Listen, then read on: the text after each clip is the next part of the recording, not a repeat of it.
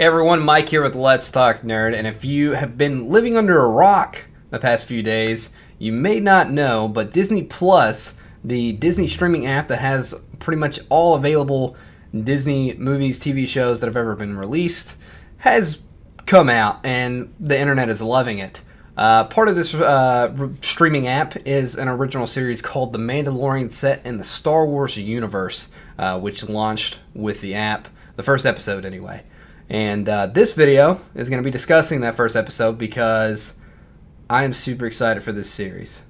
So I thought it would be super cool to have a discussion series where I talk about each episode each week and kind of do somewhat of a review, somewhat of a discussion. This is going to be super spoiler filled. So if you have not seen the episode, do not watch it. Do not do that to yourself. And don't blame me if you actually do watch this video before watching the episode. I'm not going to go super in-depth and analyze every single thing that they say or that we see in the video. I'm going to talk about what I liked, the cool things that I saw, and yeah, stuff like that. So without further ado, let's talk about episode 1 of The Mandalorian. Boop-a-doop. So, leading up to the release of this show, I was super skeptical, but also very excited. A lot of Star Wars fans are a huge fan of Boba Fett. Boba Fett is so cool. Don't know why. He's not a huge character. Get just a few scenes with him, but it's really just the armor. The armor looks super sick, so we love the character. Because of that, I was obsessed with the Mandalorians. You get to see a lot of the Mandalorians as far as the current standing with them in the Clone Wars cartoon. You get to see quite a bit of them. You also get to see them quite a bit in the Old Republic games. You actually see a lot more probably in the Old Republic games as far as how the Mandalorians actually behave and their inner workings and things like that. The Mandalorians are just super cool.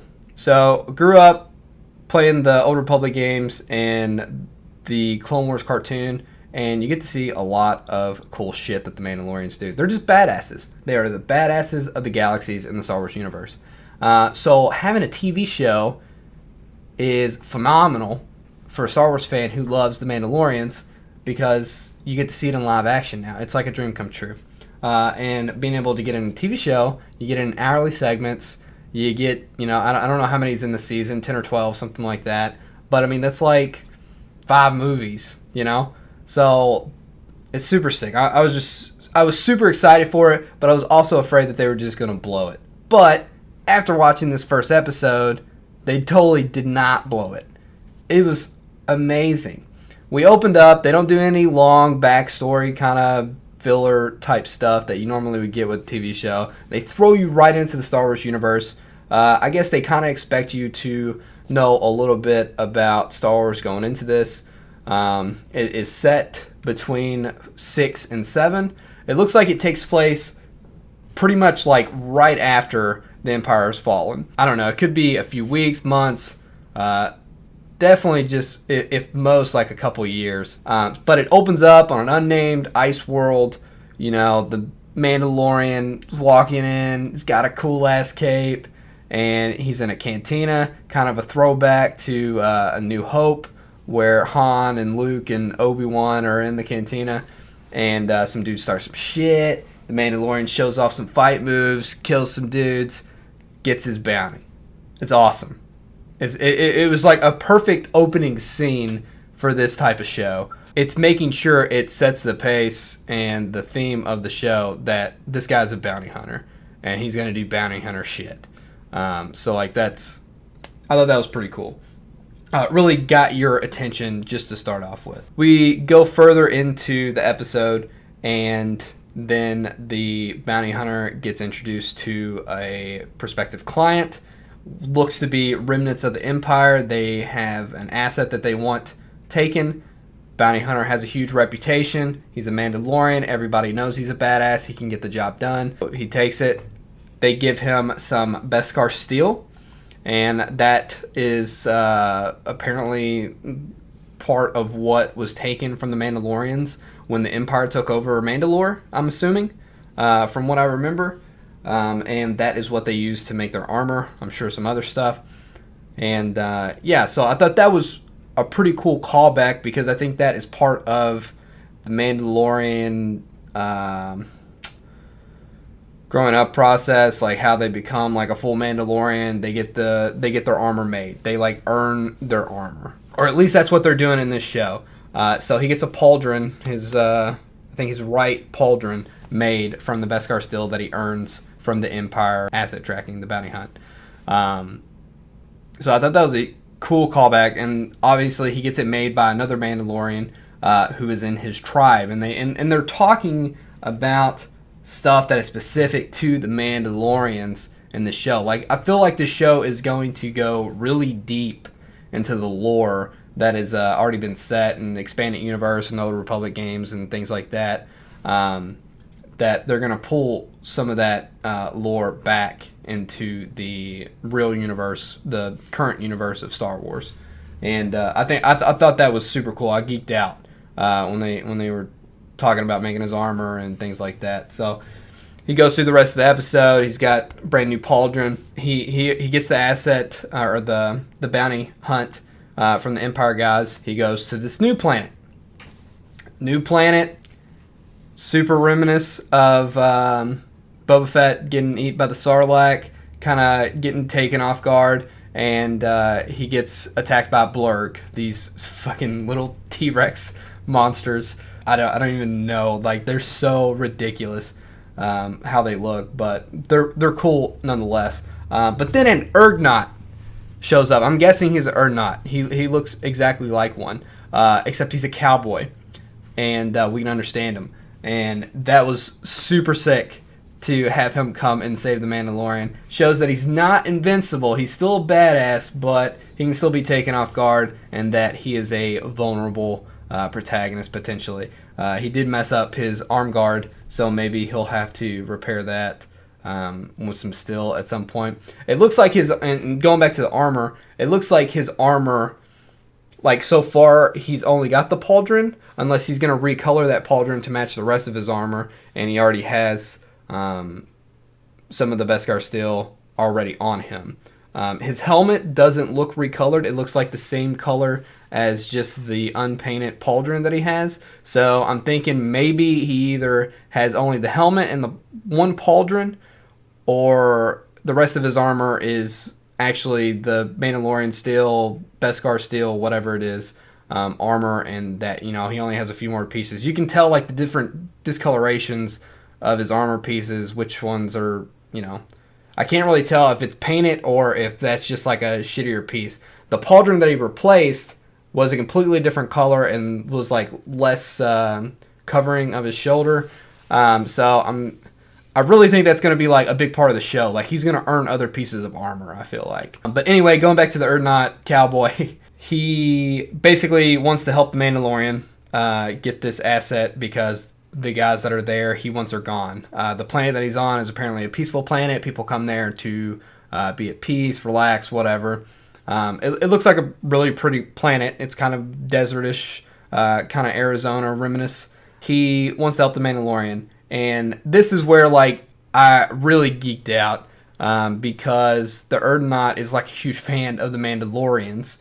He had read books and stories of the legends of the Mandalorians and how badass they are, and he talks about how the Mandalorians conquered Mandalore and conquered the Mythosaurs, which, if you don't know what a Mythosaur is, it is actually the emblem of the Mandalorians. The skull that you see since Mandalorians have been known in the Star Wars universe, the skull emblem that they have is actually of a Mythosaur, the skull of a Mythosaur. And these are these huge dragon creatures that were native to Mandalore, the homeworld of Mandalorians, before they were conquered by the Mandalorians and basically wiped out and extinct now because they killed them all. And I never had heard that they had rode Mythosaurs, but the Urdnot made that statement. So maybe that's like something they're kind of written in. If you go to like the Star Wars Wiki and you read up on Mythosaurs, like, they don't mention any writing, so I don't feel like they ever talked about that in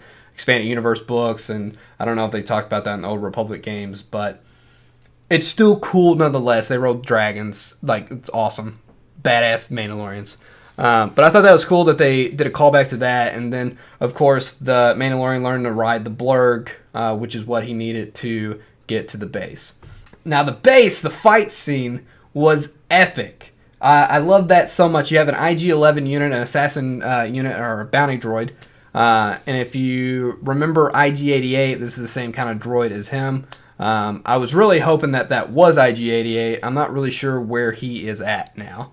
I'm sure that's explained somewhere in the many books that are out there, or comics or something like that. But either way, it was cool. So this is where the Star Wars humor comes into play, and there's a little banter going back and forth with the bounty droid and the Mandalorian, and that's where that Star Wars humor shows up. It's not like overly trying too hard to be funny. It's just like a subtle humor type thing to where it doesn't ruin the rest of the show trying to be a comedy special.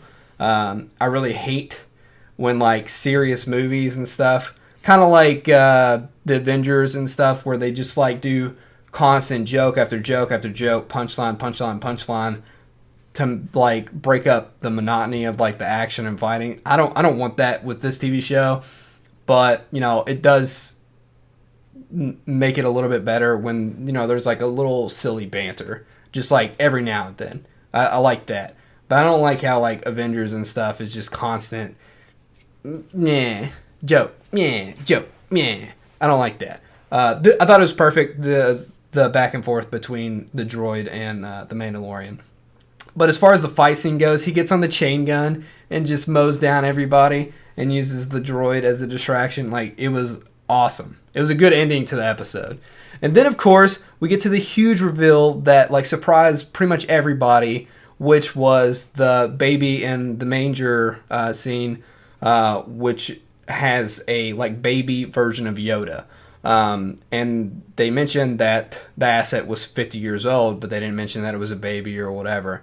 And then the droid mentions that species age differently, because the Mandalorian was like, I thought they said it was 50 years old. What's going on? The droid, obviously being a droid, has no emotions or feelings, is just going to kill the baby. Put a blaster bolt through its little baby brains. But the Mandalorian shows that he's not just some cold, unfeeling warrior. He stops the droid, kills him, and then we end with a nice little father-son touching moment, hand touch moment, or whatever. I don't know what to call that. It's just like, it's a very heartwarming look. But the little baby Yoda, like, that was like a huge thing, you know, I feel like. And up until this point, we have never known what Yoda's species is.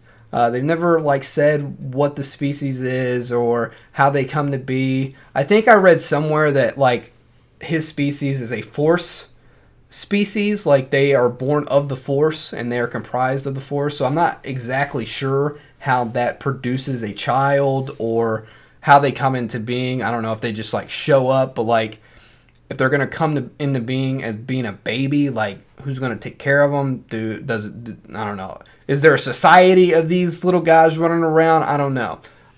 That's what I think we're gonna get answers to later on in this series. I feel like they're finally going to give us answers to some long-running Star Wars questions. I think we're probably going to see some more of these Yoda species. I feel like these are going to play a big part, and there's got to be a reason that the Mandalorian decided not to kill this asset. They did give him the option when he was getting the bounty, but the older gentleman made it clear that he wanted it dead, but the scientists didn't want it. And that is obviously being that that species is known to be like Jedi beings species. You see it in the Old Republic, Yoda, obviously. I think there was another species that was in the Jedi Temple during the fall of the Republic. I can't think of the name of him, but I think it was a girl. But like they're usually always Jedi. So obviously the Empire, the remnants of the Empire, maybe the beginning of the new Empire. I can't think of what it's called. I'm gonna have to look it up. First Order. It's the First Order, but it could be the beginning of the First Order. It could be Snoke. is playing a part here, or the remnants of the Emperor could have some, I don't know, final wishes to kill this little being. They knew about him, so, I don't know. There's a lot left to be answered, but a lot set in place here. So I just thought all that was super cool. This was a great first episode. They really got me into it, and I know all my friends that have watched it are just obsessed with it just as much as I am now. So I'm really looking forward to episode 2, which it is Thursday night, so I think it is dropping tomorrow. I'm not sure what time, but I want to do this each episode. I want to talk about it, what I saw, what I liked, and everything like that. So I hope you guys enjoyed this video. Let me know what you think about the first episode down in the comments below. Let's talk about it. That's what this channel is about. That's what I want it, Let's Talk Nerd to be. So let's talk about what happened in The Mandalorian. So thanks so much for watching, guys. Make sure to hit that like button. Do me a solid. Love you. Do it.